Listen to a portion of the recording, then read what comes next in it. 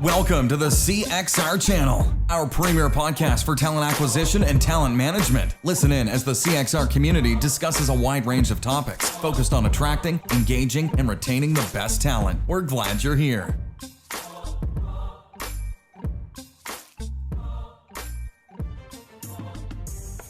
Welcome to the CXR podcast. We're excited to just jump right in today. We've got about 15 minutes or so with industry friend, CEO and founder of Appcast, Chris Forman. Chris, say hello to everybody. Hi, everybody. It's awfully great to have you on the line. If you guys are here live, we got about 20 of you or so. If you're here live, you can go ahead and drop some questions in the chat. We'll open that and keep an eye up. Otherwise, it's just us, Chris, the Chris's. We get to talk a little bit about what's going on in the space. Awesome. Well, been looking forward to this. So thanks for the opportunity. It's good stuff. So look, Chris, before we jump in, I love to ask everybody for kind of an elevator or an escalator pitch. It's your choice around who Chris Forman is and why anybody cares what Chris Forman has to say. So who is Chris Forman? Well, I'm a 51-year-old middle-aged white guy that lives on a dairy farm in northern New Hampshire. I'm lucky enough that my wife loves me and likes me most of the time, and I've got 4 great kids.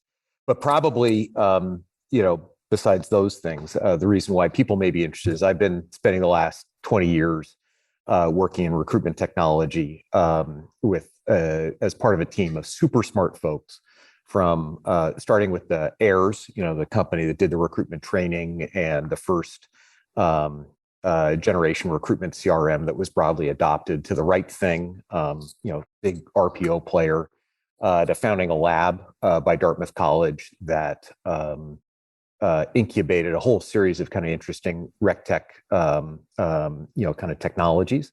One piece of tech that we developed there became the basis for Appcast, which today is by most kind of objective measures, the largest programmatic ad platform in the world.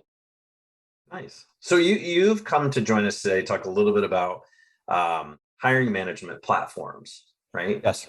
There's a convergence here, and as well as job marketplaces, and how some things are starting to change, and we should be keeping an eye on it. Can you level set for us first, Chris? Like when we say a hiring management platform or a job marketplace, what are we talking about?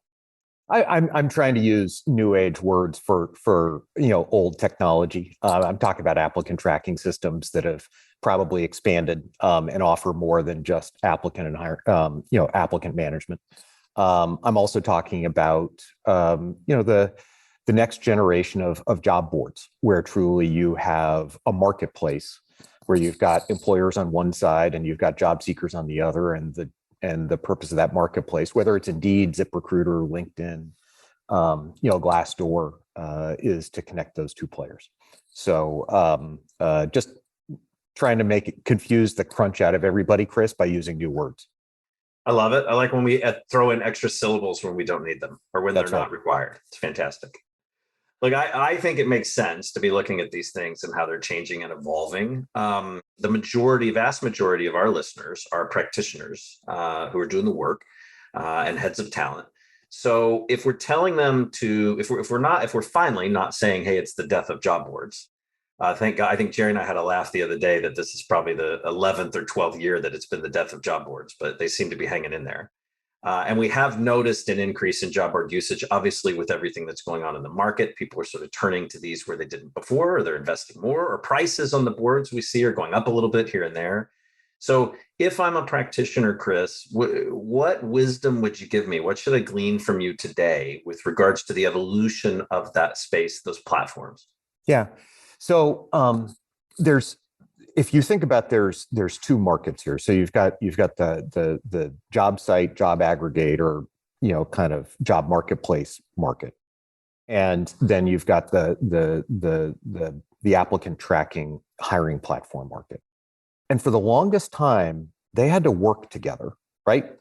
Jobs that were on an ATS had to go into an envelope and get put onto a job site, and job seekers from a marketplace would click on a link and go to the ATS.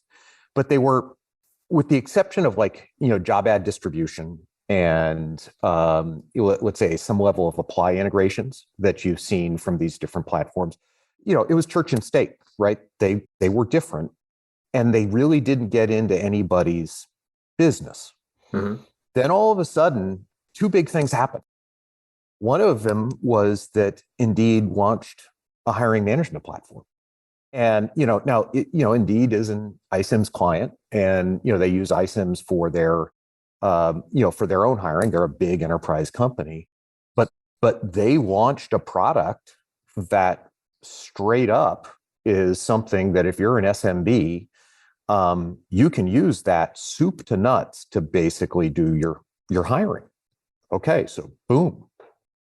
Then smart recruiters went exactly the other direction.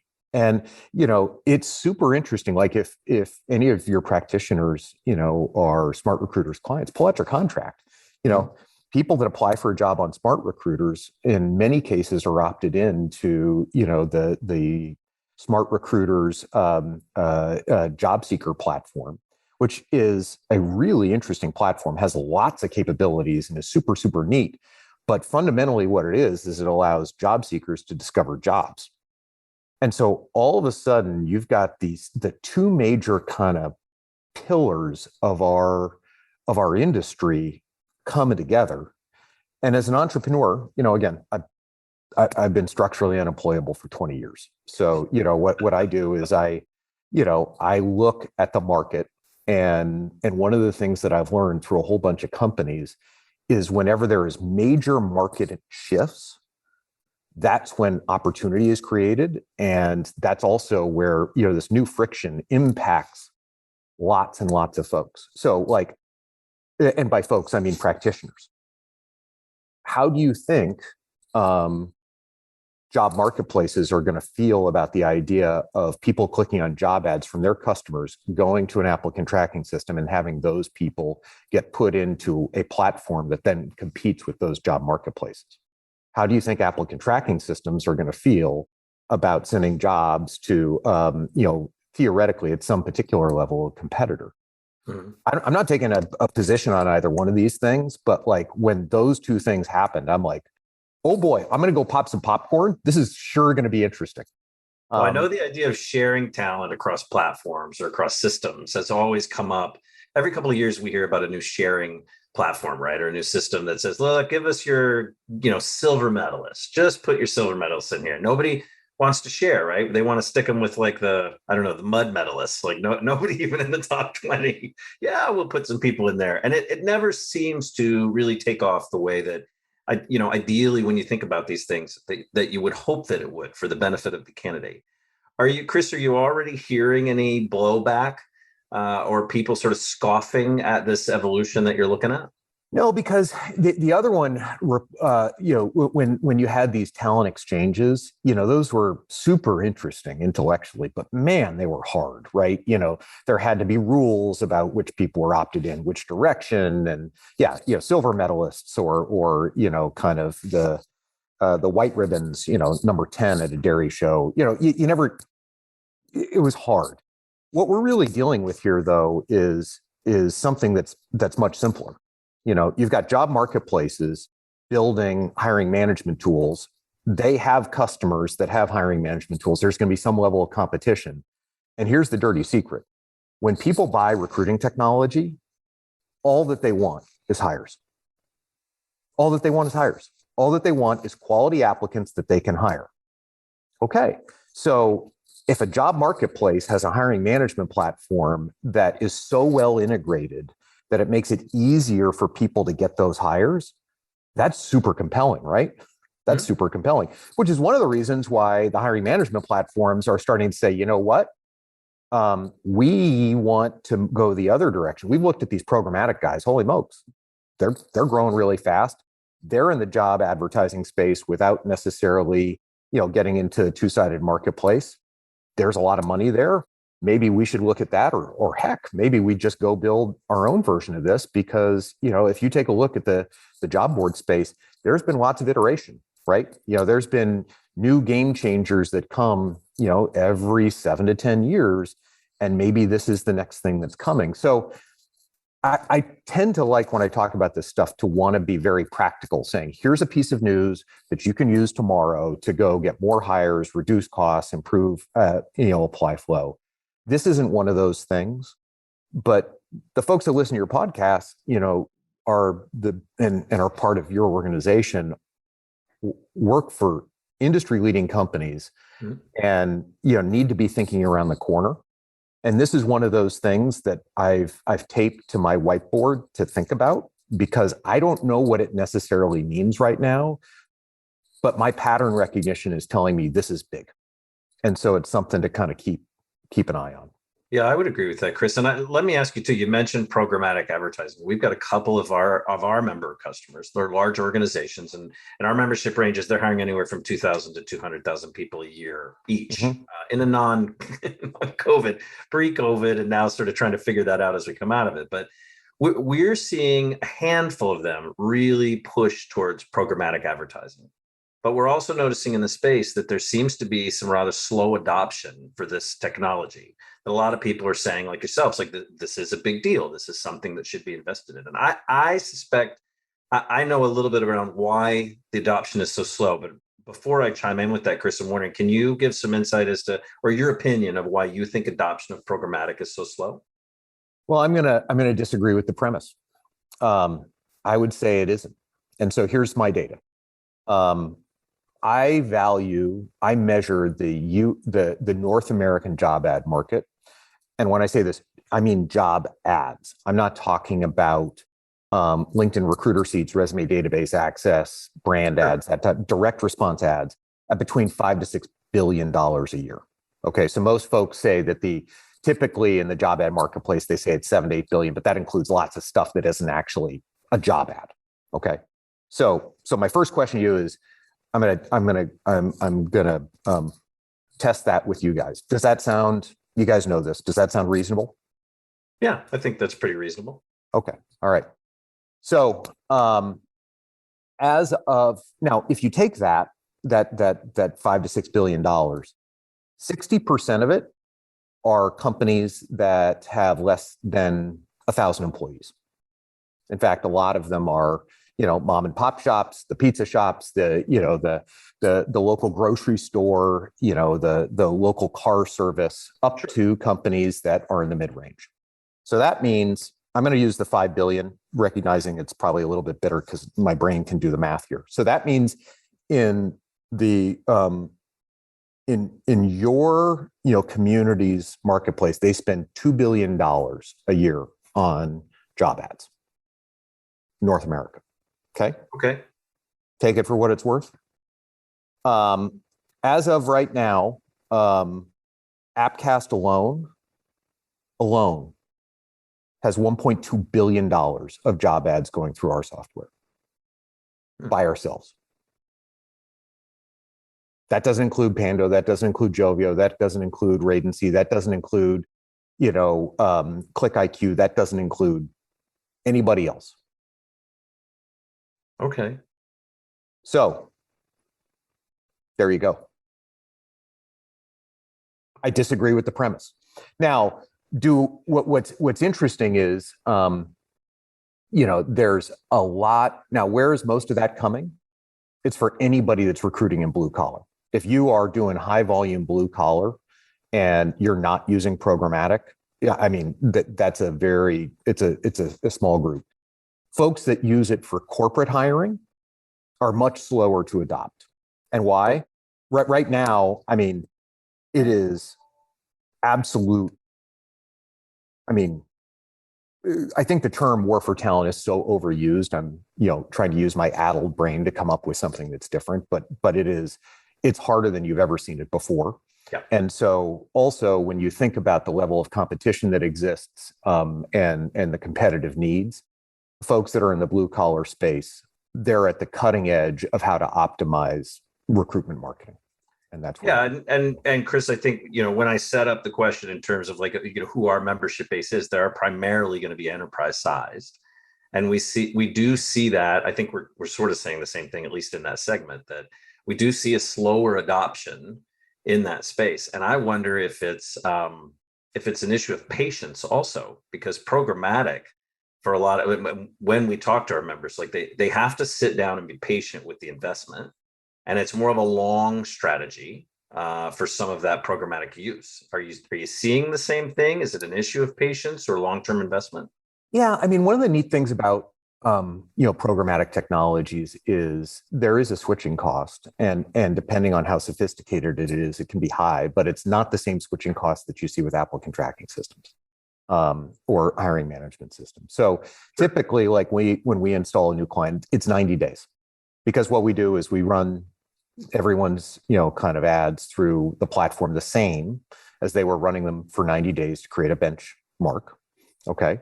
Because if you can't measure where you were at, you don't know if you're doing better or not. And typically people have some difficulty being able to answer the simple question of, what was I getting before? Yeah. So 30 days is a benchmark. 30 days, you make a set of changes that predominantly are around management of job corpus, turning off jobs that have enough applications and allowing jobs that don't have enough applications to stay on, which, one of the first rules of marketing is knowing when to stop spending. That alone gets you a massive amount of uplift. And so that's the second 30 days, is just turning off things that you don't need to be spending money anymore. And that leads to a lift. And then in the last 90 days is where you start to use algorithmic bidding, and you start to, kind of expand into the places that you go to. And, that leads to a tremendous amount of lift.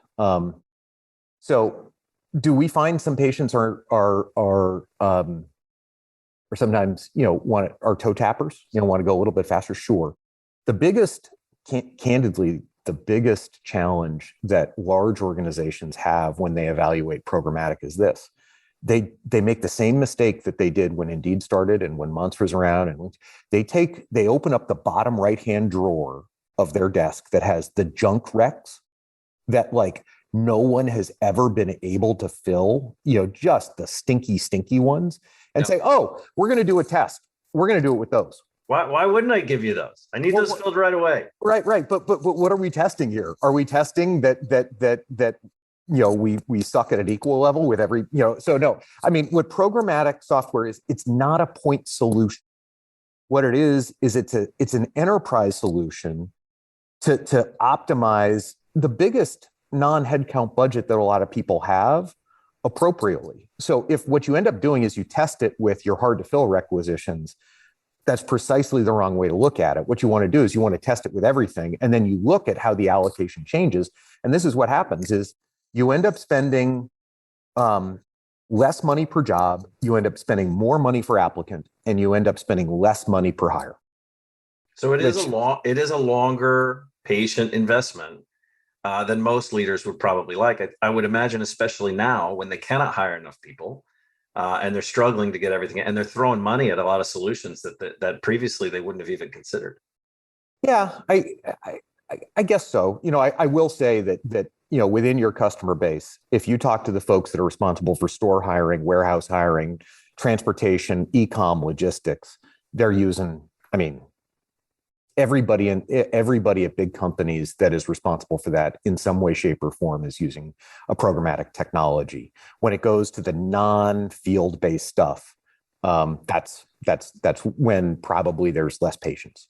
Oh, for sure. Yeah, because today it's so hard out there that everybody is willing to dig in a little bit. I want all my hires yesterday, Chris. I don't understand why I can't have all my hires, especially the crummy, smelly ones that are down in the drawer. That bottom right-hand drawer, the dirty rec drawer. Yeah. So Chris, if you're going to leave the listeners with one thought as sort of they're out in that space doing the work and leaning in, what would that be? What would you give them as sort of a parting gift today? Yeah, well, first off, apologies again for being late. And the reason why I was late, I was listening to Madeline, and she's done some really incredible research around. I think she's the best. Are you, Chris? Are you getting a nickel every time you say Madeline's name? Yeah, there you go. But on rec tech analysts, I think she's just great. She did, and her team did a quantitative and qualitative research with some of the biggest companies in the United States around programmatic. And what I'm about to say has nothing to do with AppGas. This is segment based. Mm-hmm. Once you go to programmatic, you don't go back. Like literally, you don't go back. And 90% of the people that have invested in programmatic technology are planning to invest the same amount next year or increase it. Only 10% are saying that they want to reduce their investment there. And so, I think that over the question about the talent marketplaces that we're competing in right now, really the only question is it going to be really hard for the next couple of quarters, or is it going to be really hard for the next 6 quarters? And I think there's 3 things that are going to determine that: the Fed's response to inflation and whether or not they put the brakes on inflation, which would actually decelerate the labor market, A; B, COVID; and C, care. Having a care solution that brings predominantly women back into the marketplace, because you've seen almost a complete recovery in male participation rate in the economy, but we're not seeing that with women. Those 3 things are going to dictate whether or not we're in this for a medium term or a long term. And if we're in for the long term, I think you're going to see more people making decisions to try things like programmatic, or to, finally figure out how to integrate all of their siloed rec tech together so the CRM talks to everything else and it actually works really well, because we're going to be forced to have to deal with that. Yeah, well, that's a radical thought, all the systems communicating together. No, I know. Chris, thank you so much for your time today. We really appreciate being on. I know you're off-site, so we're just super happy that you were able to dial in and make it. If you're listening still, if you hung in there with us, we're excited about next week. We've got the Real Link CEO and co-founder Sam Davies to join us. If you've not heard of them, they launched earlier this year, late last year, with a wonderful product for internal mobility. But in partnering with the CXR Foundation, we've done something a little different with it. In that platform. So Sam's going to join us next week. We're going to talk about the importance of internal mobility, but we're also going to talk about that new work done with the foundation. So until then, we'll see you guys online at cxr.works in the community. Thanks, everybody. Thanks for listening to the CXR channel. Please subscribe to CXR on your favorite podcast resource and leave us a review while you're at it. Learn more about CXR at our website, cxr.works, facebook.com and twitter.com/careercrossroads, and on Instagram at careerxroads. We'll catch you next time.